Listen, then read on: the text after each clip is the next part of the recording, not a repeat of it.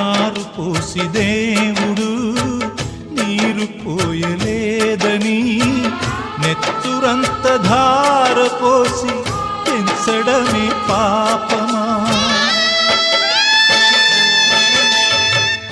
ఏరు దాటి వెంటనే పడవ కాచువారిలా అయిన వాళ్ళు మారిపోతే అంతకన్న శాపమా? నిన్నే తమ దైవమని కొలిచిన వారేనా యముడై వేధించకని నిన్ను వెలివేసేనా? అనుబంధమింత